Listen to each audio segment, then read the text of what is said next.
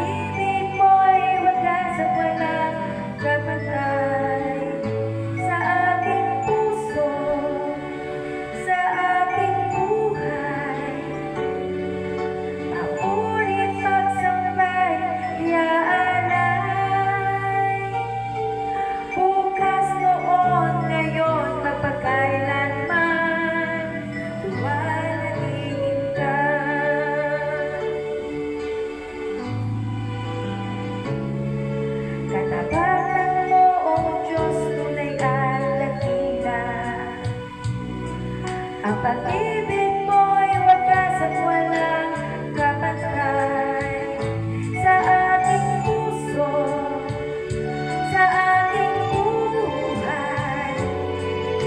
Papunit pagsambay, iaalay. Bukas, noon, ngayon, magpakailanman, luwalhatiin ka.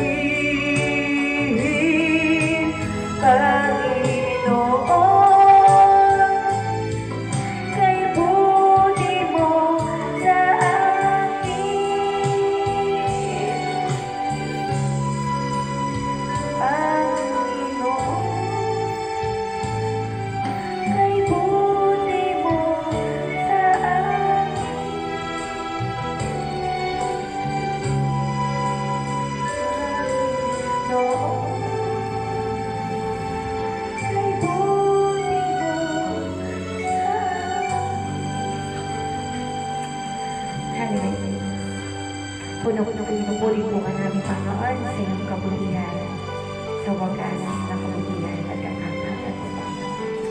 Hallelujah, Jesus. Puri ka, Panginoon. Amen, mga kapatid. Napakasabaw po awitin ang kabutihan at katapatan po ng Panginoon sa ating mga buhay sapagkat hindi po ito nagbabago magpakailanman. Amen, mga kapatid. At sa oras po ito, mga kapatid, ay atin po basahin muli ang salita ng ating Panginoon mula po sa mga awit 37:25. Sabi po, ako'y naging bata at ngayon matanda na, ngunit hindi ko pa nakita kahit kailan na ang matuwid na pinabayaan ng Panginoon o ang kanyang mga anak ay namalmos ng pagkain. Ito po ay sinabi po ni Hana. Sabi niya, mula pagkabata niya hanggang sa pagtanda niya, wala siyang nakita ni isa man na nagtapat sa Diyos na naging hampas lupa. Ibig sabihin, ganon katapat ang Diyos sa mga taong nagtatapat sa Kanya. Amen po, mga kapatid. Hindi po tayo pinagpapala ng Diyos dahil tapat tayo, kundi tapat siya sa Kanyang pangako. Kaya purihin po ang ating Panginoon. Tunay nga na napakasarap mabuhay araw-araw. Amen po. Dahil alam din natin na ang Diyos na ating sinasamba ay patuloy na nabubuhay. Sabi nga, nabubuhay, hindi nagbabago, kahapon, ngayon, at magpakailanman. Amen? Ipagpasalamat po natin sa Panginoon ang mga bagay nito. Aming Diyos Ama na mapangyarihan sila. Tunay nga po na nagpupulit nagpapasalamat po kami sa iyong katapatan. Salamat sapagkat nararanasan ka namin sa aming buhay. Hindi ka nagbabago kahapon, ngayon at magpakailangan, Panginoon. Tunay, Panginoon, na sa aming buhay, Panginoon, na nawawala o napapawi ang anumang takot sapagkat alam namin na kasama ka namin na nananatili, Panginoon, sa aming mga buhay, Lord God. Patuloy na tinatanggap namin at pinagpapasalamat ang mga pagpapala, ang biyaya ng buhay, kalakasan, katugunan sa mga panalangin, Lord God, sa mga pagpapagaling mo, Panginoon. Lord God, tunay nga ang lahat ng ito, Panginoon, na aming tinanggap ay mula sa iyo at aming ibabalik na may pagpapasalamat at pagpupuri. In Jesus' name we pray. Amen. And amen, mga kapatid. Kaya sino man po na nagnanais na magbalik ng kaloob hadog sa Panginoon, ito po yung pagkakataon para handogin natin ang ating Panginoon. I would like to sing the song, alalahanin ang kanyang kabutihan na nagbigay pag-asa sa ating buhay.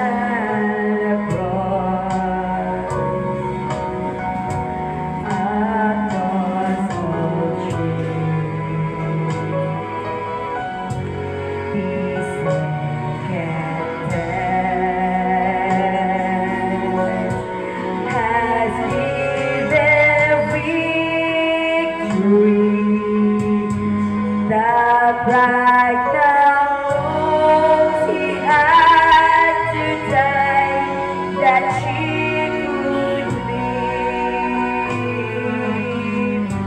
and because he lived, I can face tomorrow. Because he lives, all fear is gone, and because I know he holds the future,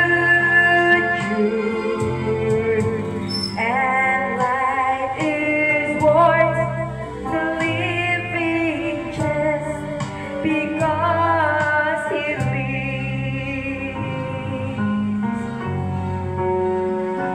Life is worth the living just because he lives. Thank you, Jesus. Thank you, Lord, because you forever and ever. Amen. Thank you, Jesus. Purihin po ang Panginoon. Ngayon naman po, dahil ako na po tayo para po sa ating closing prayer and benediction na gagawin po na ating kasunod natin.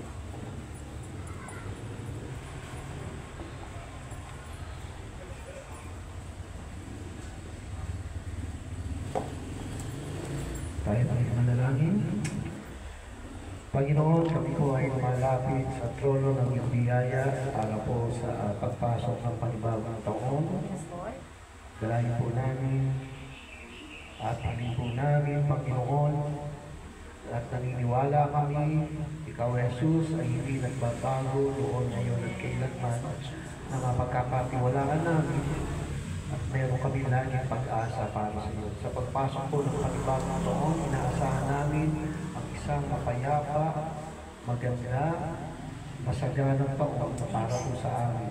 Lalo higit sa mga nakikinig, sa aming pamilya, sa iglesia, Panginoon, at palagi po namin hihilingin sa iyo, Panginoon, na ikaw ay laging sumama sa amin sa bawat panahon ng aming mga buhay. Salamat po sa 2025, Panginoon. Maasa kami, Panginoon, na may isang bagong bagay ka na gagawin para sa aming mga buhay. Salamat po sa nakalipas na taon, hindi man naging mabuti o magandang ilan sa bahagi ng aming buhay sa taong 2024, pero naniniwala at nagpapasalamat kami sapagkat alam mo lahat ng mga pangyayari sa aming mga buhay. At sa pagpasok ng bagong taon, Panginoon, dalangin po namin at umaasa kami na ikaw ay lilikha ng isang mabuti, maganda at maayos para po sa amin sa pagpasok ng taon. Ingatan mo po kami, ingatan mo ang aming pamilya, Panginoon, ang bawat pamilya po namin, ang aming mga anak, Panginoon, ang mga kamag-anak, mga kaibigan, Panginoon, sa iglesia, Panginoon, ingatan mo, Panginoon, ang bawat isa. Salamat po at patuloy po namin inilalagak sa iyong kamay ang buong taon po namin ng 2025. Salamat po, O Diyos. Ito po ang aming dalangin sa pangalan ng Jesus. Amen at amen. Ang pag-ibig, kapayapaan, kalakasan, pagalingan, at kasaganaang pisikal, kasaganaang material, at kasaganaang espiritual ay sumaaming buhay, sumaaming iglesia, at sumaaming pamilya sa pangalan ng Ama, Anak, at Espiritu Santo. Amen at amen. God bless po sa inyo lahat.